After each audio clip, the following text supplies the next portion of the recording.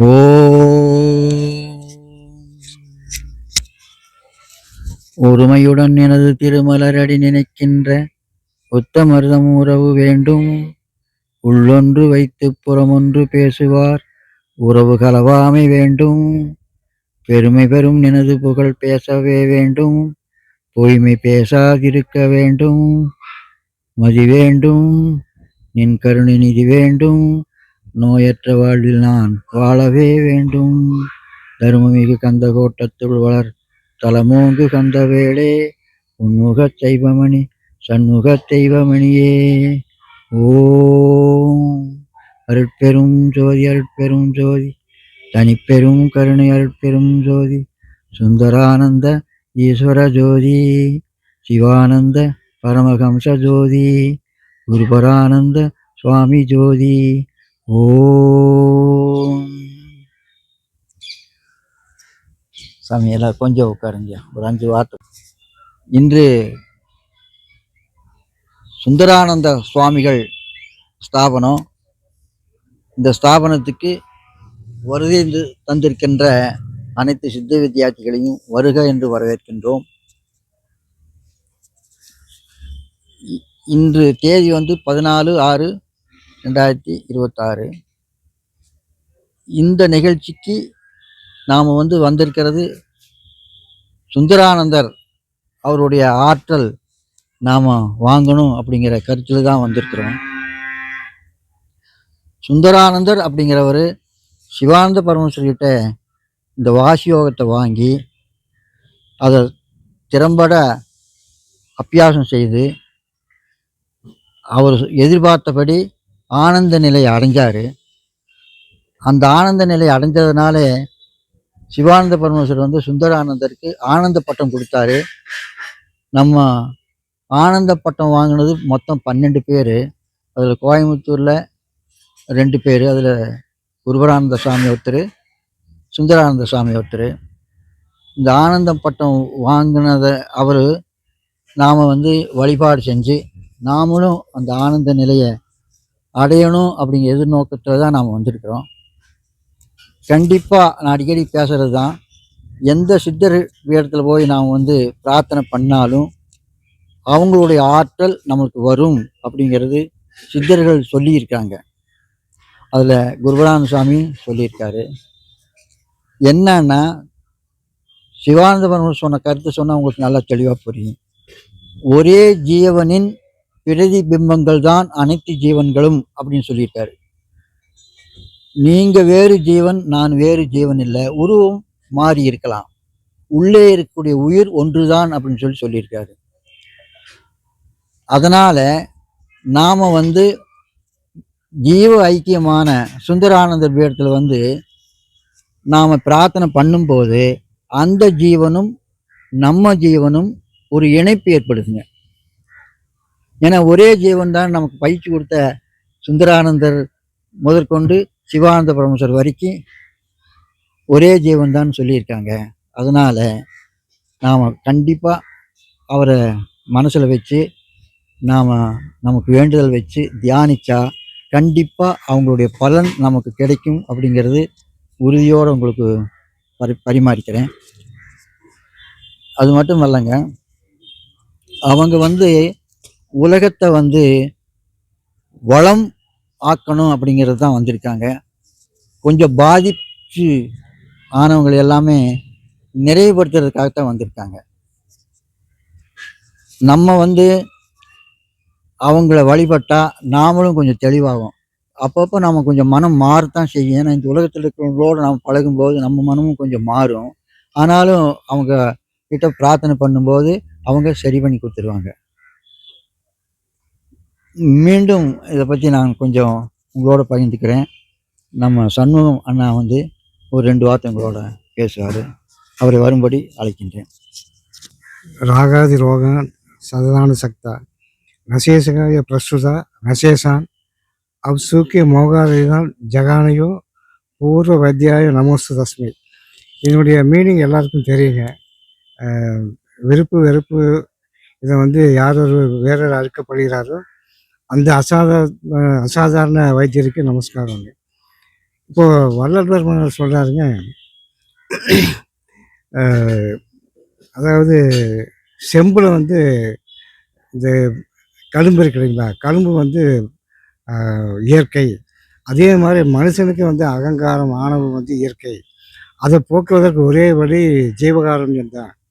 நம்ம அப்பா வந்து அதர் வேர்ட்ஸில் சொல்கிறாரு, ஜீவகாருண்யம் அதாவது சிரேஷ்டனாகணும். அதாவது நம்முடைய மனசை வந்து இது இது பண்ணி சிரேஷ்டனாகணும். அதாவது குற்றங்களை கண்டு திருத்தி சிரேஷ்டனாகணும் அப்படின்ட்டு சொல்கிறாங்க. அதனால் நாம் எல்லோரும் அவருடைய வழியை பின்பற்றி சித்த வித்தை செய்து ஆனந்த மற்றவர்களாக மாற வேண்டும் என்பது என்னுடைய பிரார்த்தனையாக வைத்துக்கொள்கிறேன். அனைவருக்கும் மாத்திர நமஸ்காரம். அடுத்தது வந்து கலாவதி அவங்க வந்து நம்ம ஆசிரமத்துக்கு வர்றவங்க, தொடர்ந்து எல்லா இடங்களுக்கும் போயிட்டுருக்கிறவங்க.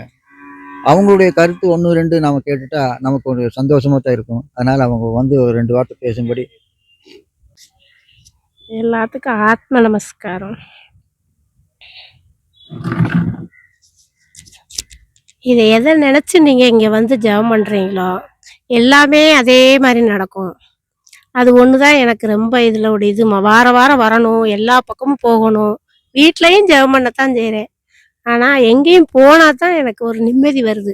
அதனால கண்டிப்பாக வாரம் வாரம் எங்கே முடியுதோ, நம்மளால் முடிகிற இடத்துக்கெல்லாம் போய் கூட்டு பிரார்த்தனையில் உட்காந்திங்கன்னா எல்லாமே ஜெயிச்சு வரலாம். ஒன்று தாண்டி தாண்டி எல்லாம் ஜெயிச்சு வந்துக்கிட்டே இருக்கலாம்.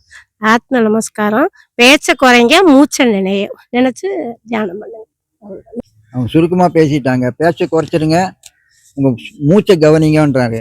மூச்சுங்கிறது உங்கள் உயிர், உங்கள் உயிரை கவனிங்க, அப்போ நீங்கள் மோட்சத்துக்கு போயிடுவீங்க மாதிரி அவங்க சுருக்கமாக சொல்லிட்டாங்க.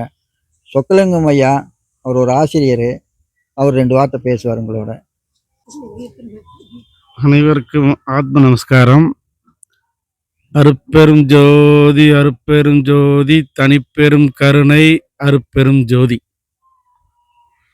வள்ளல் பெருமான் தொடங்கி வச்சது தான் தொடர்ந்து நடந்துகிட்டு இருக்கு.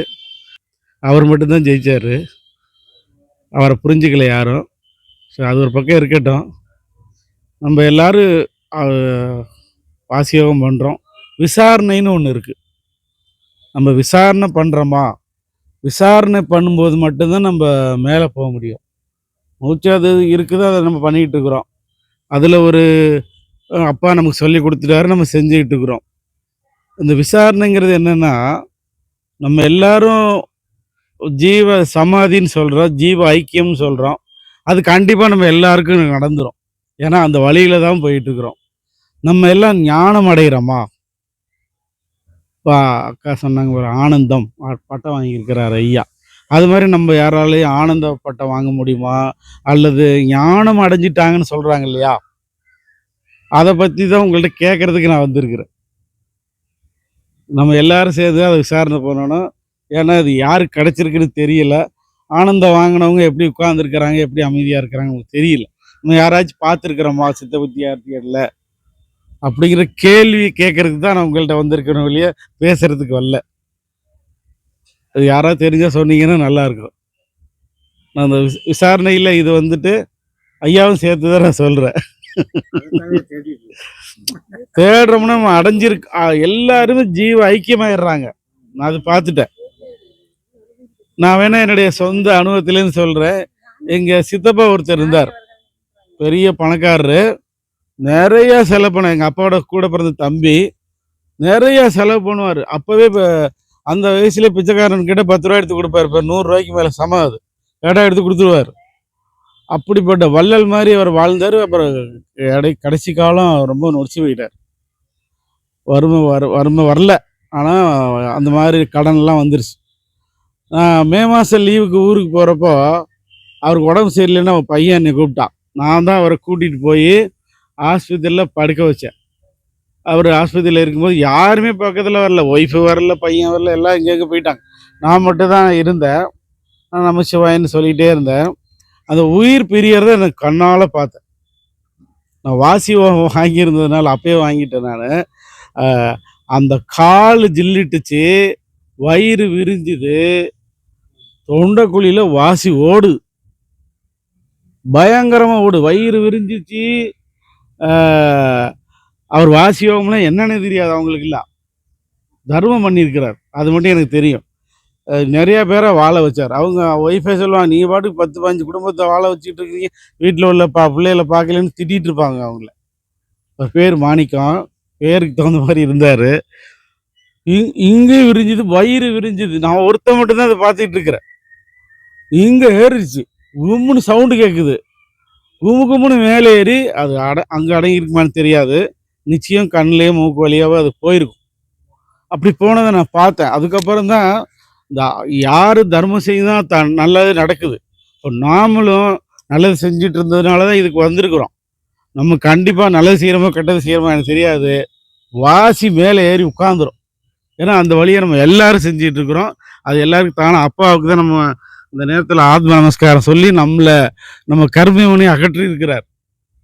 ஆனால் நல்லது செய்கிறோமா, நல்லபடியாக பேசுகிறோமா, விருப்பு வெறுப்பு இல்லாமல் இருக்கிறோமா, சுயநலம் இல்லாமல் இருக்கிறோமா, எப்படி ஒருத்தரங்க பார்க்கும்போது நம்ம எப்படி நம்ம மனசு என்ன நினைக்குது, இதுலேருந்துலாம் சுத்த வெளியாக நம்ம இருக்கிறோமாங்கிறது எனக்கு தெரியல. அதை உங்கள்கிட்ட விட்டுறேன். இதை விசாரணை பண்ணி எனக்கு சொல்லுங்க. ஏன்னா வாசியோட அடுத்தது ஆனந்தம். நம்ம புத்தர் ஞானம் அடைந்தார்னு சொல்லுவாங்க, பெரியவங்கெல்லாம் ஞானம் அடைந்தார்னு. அது என்னன்னு நமக்கு தெரியலைங்க. அதை உங்கள்கிட்ட விட்டுற ஆத்ம நமஸ்காரம். சொக்கலிங்கம் ஐயா அருமையான கேள்விகள்லாம் கேட்டார். ரசித்து கேட்டிருப்போம் நாம் எல்லாமே. எனக்கு ரொம்ப ரசித்து தான் கேட்டேன். ரொம்ப சந்தோஷம் அவர் கேட்ட கேள்வி பற்றி. ஒன்று மட்டும் சொல்கிறேன் கேளுங்க. ஆனந்தம் அவங்கள பார்த்து வர்றாங்க பாருங்க, அந்த ஜனங்க மூலியமாக தான் தெரிஞ்சுக்க முடியும். அவரை பார்த்தா தெரியாது. ஏன்னா அவர் பார்த்தா ஞானம் அடைஞ்சாரா தெரியாதுங்க. ஆனால் வெளியிலிருந்து அவங்கள பார்க்கறதுக்கு வருவாங்க. இப்படி ஒரு ஐயா இருக்கிறாரு, அவர் போய் பார்த்துட்டு வந்தால் நல்லா இருக்கும் அப்படின்னு சொல்லிட்டு பார்க்க வருவாங்க பாருங்க. அதை வச்சு தான் நாம் தெரிஞ்சுக்க முடியும்.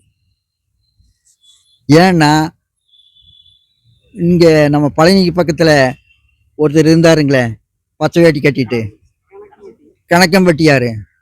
வாழும்போது பார்த்தீங்கன்னா அவரை யாருக்கும் தெரியல. ஆனால் அவர் அடங்கின பின்னாடி பார்த்தீங்களா, பழனிக்கு வர்ற கூட்டத்துக்கு விட அதிகமாக அங்கே தான் போகுது. ஏன்னா அது இழுக்குது. அப்படி தான் நாம் தெரிஞ்சுக்க முடியும். இப்போ ஆனந்தமாக நான் இருக்கேன் அப்படின்னு சொன்னால் நீங்கள் நம்ப போகிறதில்ல. ஏன்னா உங்களுக்கு அது தெரியாது. ஏன்னா உள்ளுணர்வு எனக்கு மட்டும்தான் சொந்தம். எனக்குள்ள உணரக்கூடிய விஷயங்கள் அனைத்தும் எனக்கு மட்டும்தான் தெரியும். உங்களுக்கு சொன்னால் அது எப்படி அப்படின்னு தான் கேட்பீங்க. அதனால் சொக்கலிங்கம் ஐயா கேட்டதுக்கு எப்படி சொல்ல முடியும்னா, நீங்களாக அனுபவிச்சு தான் தெரிஞ்சுக்க முடியும். யாரையும் கேட்டு தெரிஞ்சுக்க முடியாதுங்கய்யா. யாரையாவது கேட்டால் தெரியுமா? யாராவது பதில் சொல்ல விருப்பம் இருந்தால் சொல்லுங்கய்யா. சொக்கலிங்கம் ஐயா வேற நிறைய கேள்வி கேட்டு போயிட்டாரு, அதுக்கு பதில் நாம் சொல்லணும். யாராவது தெரிஞ்சால் சொல்லுங்கள். எனக்கு தெரிஞ்சாலும் நான் சொல்லிக்கிறேன். ஏன்னா சிவானந்த பரமேஸ்வர் வாழ்ந்த காலத்திலேயே அவரை பார்க்க வந்தவங்களை வச்சு தான் அவர் மகான்னு தெரிஞ்சுக்கிட்டோம். அவருக்கு பின்னாடி நடைமுறையில் நடக்கிற விஷயங்களை பற்றி பார்த்தா தான் நான் ஒரு பெரிய மகான் அப்படின்னு தெரிஞ்சுக்கிறோம். நிறைய ஆலயங்கள் அவர் பேரில் நடக்குது, அதை வச்சு தான் நாம் தெரிஞ்சுக்கிறோம். இதே போல் ஒவ்வொரு ஆலயங்களை நிர்வாகம் பண்ணி அடங்கின பின்னாடி தான் நாமளே தெரிஞ்சுக்கிறோம், ஓ இவர் மகானாக இருந்திருக்கிறாரு அப்படின்னு தெரிஞ்சுக்கிறோம். ஆனால் நான் ஆனந்தமாக இருக்கிறேன்னு சொல்லிட்டு உங்களுக்கு காட்டி தர முடியாதுங்க. சர்க்கரை என் கையில் கொடுக்குறீங்க, சாப்பிட்ட பின்னாடி தான் அதை இனிக்கும்னு சொல்ல முடியும். அதே போல் சொக்கலிங்க ஐயா கிட்ட சர்க்கரை கொஞ்சம் கொடுத்து அவர் அனுபவிச்சா தான் சர்க்கரை இனிக்குன்னு சொல்ல முடியும். நான் சொன்னால் அவர் நம்ப போகிறதில்ல. நம்ப முடியுமா ஐயா? சர்க்கரை கையில் வச்சுக்கிட்டு இனிக்குன்னு சொன்னால் நம்ப போகிறாரா? அவர் நம்ப மாட்டார். அதனால் ஐயா இன்னும் நல்லா பிரார்த்தனை பண்ணட்டும், தொடர்ந்து இந்த மாதிரி ஆசிரமங்களுக்கு வரட்டும், அவரும் 4 வார்த்தை பேசட்டும், விசாரணை பண்ணிகிட்டே இருக்கட்டும். அப்போ தான் அவங்களுக்குள்ள இந்த மாதிரி அடங்கின சுந்தரானந்தர் போல் அடங்கின ஆத்மாக்கள் அவங்களுக்குள்ளே போவாங்க. நீங்கள் என் இடத்துல இந்த மாதிரி ஒரு கேள்வி கேட்டு வந்தீங்கல்ல, அதுக்கு இதுதான் பதில்னு சொல்லிட்டு அவருக்குள்ளே தான் உணர்த்துவார், என்கிட்ட சொல்ல மாட்டார். இதுதான் உண்மை. என்கிட்ட சொல்லுவாரா, நான் போய் சொக்கலிங்க ஐயா கிட்ட பார்த்தேன், சுந்தரானந்தர் என்கிட்ட சொக்கலிங்க ஐயா இந்த மாதிரி நம்ம பீடத்துக்கு வந்து கேள்வி கேட்டார், நான் போய் சொல்லிட்டு வந்தேன் என்கிட்ட சொல்ல மாட்டார். அவருக்குள்ளே போயிடுவார். போய் பருப்பா ஆனந்தம்ங்கிறது உங்களுக்குள்ள அனுபவக்கூடிய ஒரு அற்புதமான விஷயம் அப்படின்னு சொல்லிட்டு அவர் போய் உணர்த்துவார். அதுக்கப்புறம் அவர் வந்து நம்மக்கிட்ட பேசுவார். அடுத்த கூட்டத்தில் வந்து நமக்கு விளக்கம் கொடுப்பாரு. கண்டிப்பாங்கய்யா, அவங்கவுங்களுக்குள்ள தான் அந்த ஆனந்தத்தை அனுபவிக்க முடியும். இன்னும் ஒரே ஒரு விஷயத்த சொல்லிடுங்க. நான் குருபரன் சாமி போய் பார்க்க போனேன், பார்த்தேன். அவர் என்னை தொட்டார். தொட்டோடனே எனக்குள்ள ஒரு ஆனந்தம் வந்தது. அந்த ஆனந்தத்தை நான் அனுபவித்தேன். என்னை கூட்டிகிட்டு போன பெருமாள் சாமின்னு ஒருத்தர் பக்கத்தில் தான் உட்காந்துருந்தாரு. அவருக்கு அந்த ஆனந்தம் வரல. ஆனால் அவர் கேட்குறாரு, சாமி என்ன சாமி, நான் கூட்டிகிட்டு வந்த பாலுவுக்கு ஆனந்தத்தை கொடுத்தீங்க, எனக்கு ஏன் சாமி கொடுக்கல அப்படின்னு கேட்குறாரு. அப்போது இது கேட்டதுனால அவர் என்ன பதில் சொல்கிறாரு, உனக்கும் வரும், உனக்கும் அந்த காலம் வரும்போது வரும், நீயும் பயிற்சி பண்ணிட்டே இரு, நானும் உங்களுக்கு அந்த விஷயத்தை காட்டி தர்றேன்னு சொல்லிட்டாரு. ஆக நண்பருக்கும் எனக்கு வர ஆனந்தத்தை காட்ட முடியல. ஆனால் நான் பட்ட ஆனந்தத்தை நான் மட்டும்தான் அனுபவித்தேன்.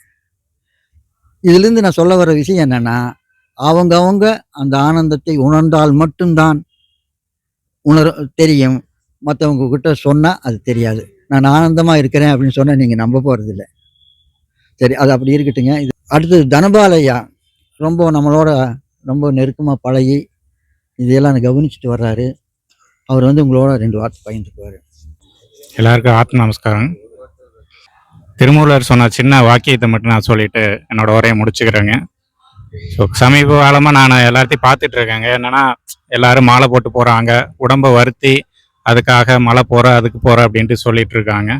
பட் ஆனால் திருமூலர் சொன்னது என்னென்னா, காண வேண்டும் என்று சொல்லி காடு மலைகள் ஓடுவீர், ஆனவதல்லவோ அறிவில்லாத மூடரே, காண வேண்டும் என்கிறானை தம்முள்ளே உணர்ந்தபின் ஊனமுற்ற காயமாய் இருப்பதெங்கள் ஈசனே அப்படின்ட்டு சொல்லியிருக்காரு.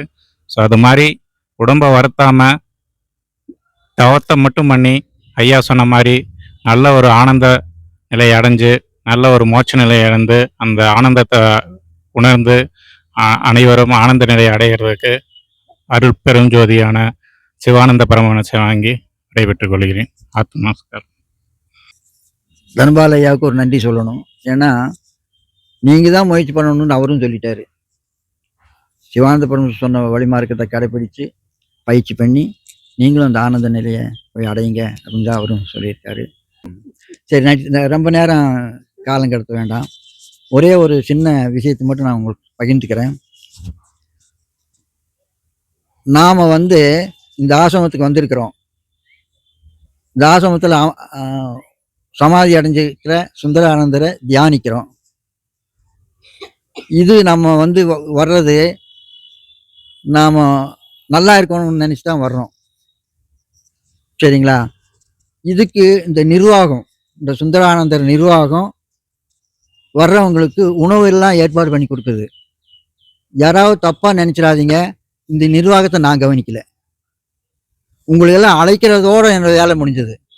வாங்க ஐயா, சுந்தரானந்தர் ஆசிரமத்துக்கு போய் அந்த பீடத்தில் நாமெல்லாம் ஒன்று சேர்ந்து தவம் பண்ணலாம் அப்படிங்கிற கருத்து உங்களோட பகிர்ந்துக்கிட்டு உங்களெல்லாம் வரவழைத்திருக்கிறேன். பட் இங்கே நடக்கிற எல்லா விஷயங்களுமே நிர்வாகம்தான் கவனிச்சுட்டு இருக்குது. நான் வந்து உங்களை வரவழைக்கிறதுக்கு மட்டும்தான் பொறுப்பெடுத்திருக்கிறேன். ஏன்னா அந்த விஷயம் நான் நடத்திட்டு இருக்கிறனால, குருபரானந்தா சாமி ஆசிரமத்தில் நான் நிர்வாகம் பார்த்துட்டு இருக்கிறனால இந்த விஷயத்தை நான் தெரிஞ்சுக்கிட்டேன். எல்லாத்தையும் கூப்பிட்டு ஒரு இடத்துல ஒற்றுமையோடு அமர்ந்து கூட்டு தியானம் பண்ண வைக்கலாம் அப்படிங்கிற கருத்து தான் இங்கே செயல்பாட்டாக இருக்குது. இப்போ இன்னைக்கு உதாரணமாக சொல்லிடுறேன். இன்னைக்கு உணவு கூட செஞ்சுட்டு வந்திருக்கிறேன்னா இந்த நிர்வாகம் சொல்லுது, ஐயா வர்றவங்களுக்கு உணவு கொடுத்துடலாம், நீங்கள் கொஞ்சம் செஞ்சு கொண்டு வாங்களேன்னு கேட்டுக்கிட்டாங்க. அதன் அடிப்படையில் தான் இந்த செயல்பாடு நடந்திருக்குது. இதே போல தாங்க வெள்ளலூரும் போகிறேன். வெள்ளலூரில் நம்மகிட்ட உபதேசம் வாங்குறவங்களும் வந்து, ஐயா கொஞ்சம் எல்லாம் உதவி பண்ணுங்க, வர்றவங்களுக்கெல்லாம் உணவு செய்யலாம் அப்படின்னு சொல்லிட்டு தான் கூட்டிகிட்டு போகிறேன். பாரு, அக்காவை கேட்டு பாருங்கள், இங்கே இருக்கிறவங்க எல்லாருமே கேட்டு பாருங்கள், வாங்கய்யா நீங்கள்லாம் வாங்க, உணவு செஞ்சு கொடுக்கலாம் அப்படின்னு தான் கூட்டிகிட்டு போகிறேன். அந்த நிர்வாக பொறுப்பு என்றது இல்லை. அந்த நிர்வாகம் வேற ஒருத்தர் பார்த்துட்டு இருக்காங்க. நான் வந்து சேவை செய்கிறதுக்கு மட்டும்தான் போகிறேன். நல்லா தெளிவாக உங்களுக்கு சொல்லிடுறேங்கய்யா, சேவை செய்கிறதுக்கு மட்டும்தான் போகிறேங்க. மற்றபடி எங்கே போனாலும் அங்கே வந்து என்னுடைய சேவை மட்டும்தான் இருக்கும். அந்த நிர்வாகத்தை கவனிக்கிறது நான் எடுத்துக்க மாட்டேன். ஏன்னா நிர்வாகம் ரொம்ப கஷ்டம். நிர்வாகத்தை கவனிக்கிறது ரொம்ப கஷ்டம். ஏன்னா ஒரு நிர்வாகத்தை பார்த்துட்டு இருக்கிறவன் நான். நீங்கள் எதை செஞ்சாலுமே குற்றம் சொல்கிறதுக்கு வரிசையாக 4 பேர் நிற்பாங்க. அதுக்கு பதில் சொல்ல முடியாது. நாம் உண்மையாக தான் செய்வோம். ஆனால் யாரோ ஒருத்தர் ஏதோ ஒரு கோணத்தில் நமக்கு வந்து குற்றம் சொல்லத்தான் செய்வாங்க. அதை பற்றியெல்லாம் நாம் காதில் வாங்கணும்னா நாம் நிர்வாகத்தை கவனிக்க முடியாதுங்க. நான் சொல்ல வர்றது தெளிவாக தான் சொல்லியிருக்கேன். நாம் என்ன செஞ்சாலுமே அது நமக்கு தான். என்னை நீங்கள் திட்டினீங்கன்னா நான் சந்தோஷப்பட்டுக்குவேன். ஏன்னா உங்களுக்குள்ள இருக்கிறது என்ற ஜீவன் தான். நீங்களும் என்ற ஜீவனுக்குள்ள தான் இருக்கீங்க. என்னை திட்டினீங்கன்னு என்ன ஆகுது? நீங்களும் வருத்தப்பட போறீங்க. இதை சுந்தர குருபராம சாமி என்ன சொல்லியிருக்காருன்னா, மனிதர்கள் படும் துன்பங்களுக்கெல்லாம் காரணம் அவனவன் செயலே. அவனவன் செயலே அவனவனுக்கு வழிகாட்டியாகவும் சொல்லியிருக்காரு. ஏன்னா அவர்கிட்ட நான் வாழ்ந்தவன். அவர் தெளிவாகவே சொல்லிட்டாரு. யாரு வந்து யார் மேல குற்றம் சொன்னாலும் அந்த குற்றம் அவங்களுக்கே சேர்ந்துடும். நீங்க கவலைப்பட வேண்டியதே இல்லை. நீ வாழ்க்கை உன்ற வேலையை பார்த்துட்டு இரு அப்படின்னு தான் நான் அவர்கிட்ட பயிற்சி எடுத்திருக்கேன்.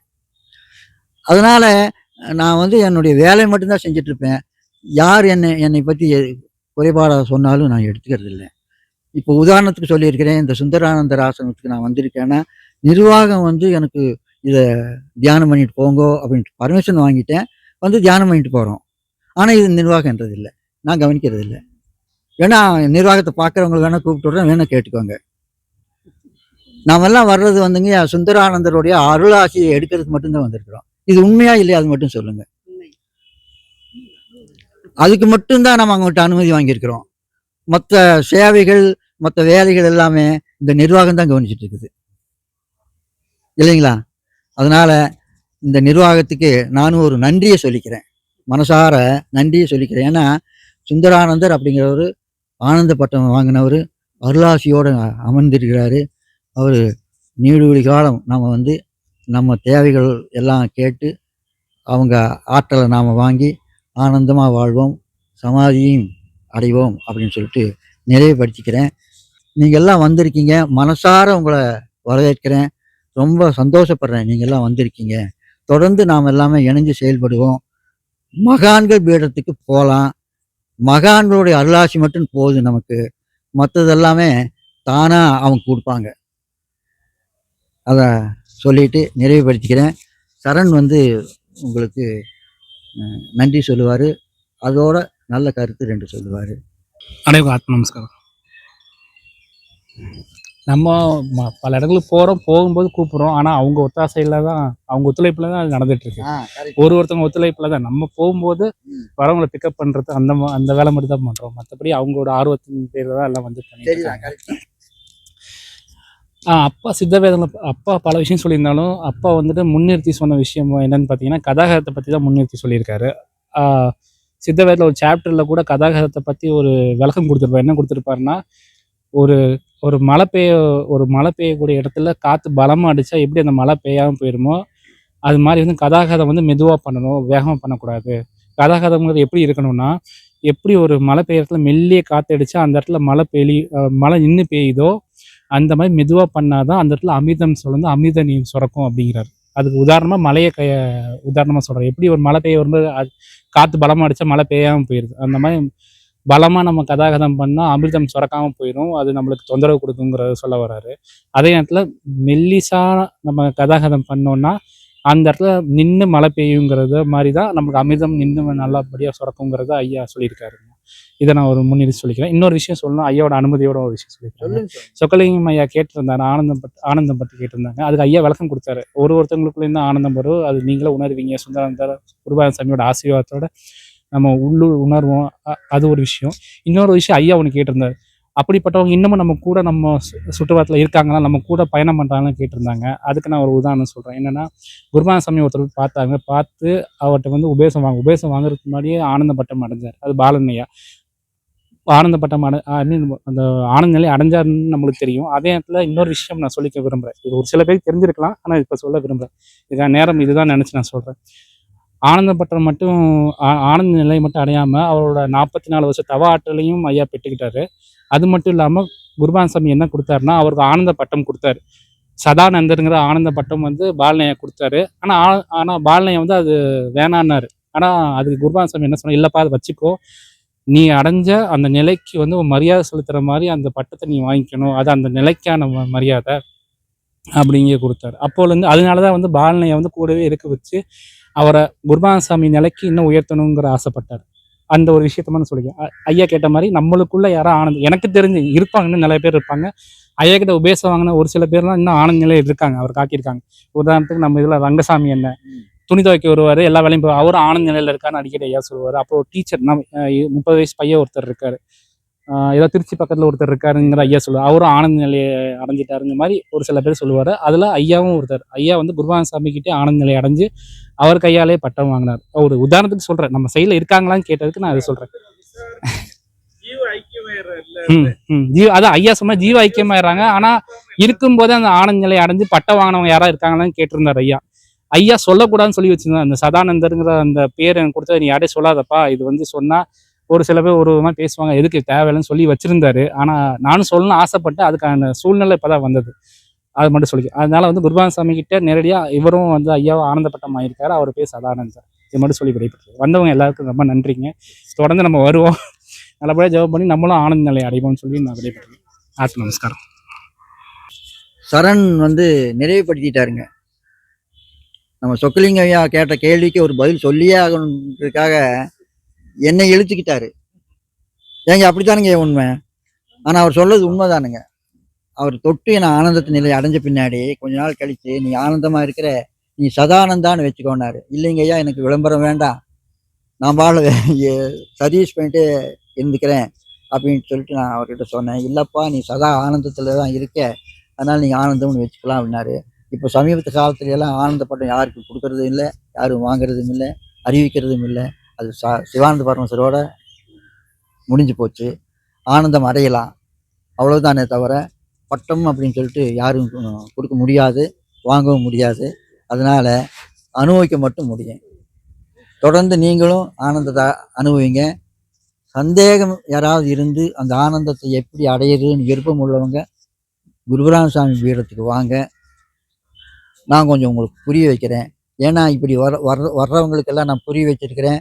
ஒரு வாரம் கழிச்சு எனக்கு ஃபோன் வந்தது, ஐயா நீங்கள் சொன்னபடி நான் பயிற்சி பண்ணேன், ஆனந்தம் வந்துடுச்சு. உங்களுக்கு இன்னும் சந்தேகம் இருந்தால் ஃபோன் நம்பர் தர்றேன், அட்ரஸ் தர்றேன், வேணால் ஃபோன் பண்ணி கேட்டுக்கோங்க. ஏன்னா நான் இதை தரல, இங்கே அந்த ஆனந்த பட்டம் இந்த மகான்கள் தர்றாங்க. நான் இங்கே வந்தீங்கன்னா, இங்கே பயிற்சி பண்ணிங்கன்னா இங்கே இருக்கக்கூடிய மகான் தர்றாரு, நான் தந்தனானா இல்லை. அதே போல் குருபராம சாமி பீடத்தில் நான் செயல்பட்டுருக்கிறேன். அங்கே வர்றாங்க, அங்கே நான் வந்து பயிற்சி காட்டி தர்றேன். அந்த பயிற்சி எடுத்து அவங்க ஆனந்தம் அடைகிறாங்க. நான் தந்தனானா நான் தரல, அவங்க தந்துடுறாங்க. இதுதாங்க உண்மை.